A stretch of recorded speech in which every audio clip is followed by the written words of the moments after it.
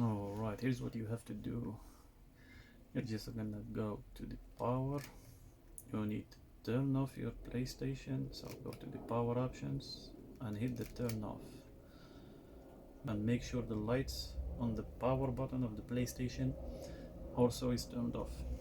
What you need to do now is you need to plug in your controller with the USB cable to your PlayStation. There you go. It's not easy to hit the hole. Alright, you do this and you're gonna need to keep pressing the power button of the PlayStation. So that's the start beep. Keep holding the button. There you go, that's the second beep. We're gonna start the PlayStation on the save mode. Rebuild the database. Yeah, you can hear the neighbors outside.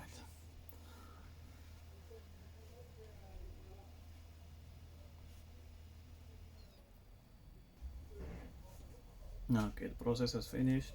PlayStation is starting. Alright, let's hit PS button. Let's go to the profile.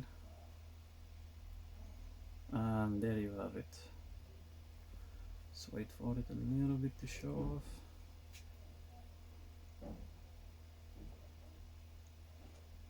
And there you go.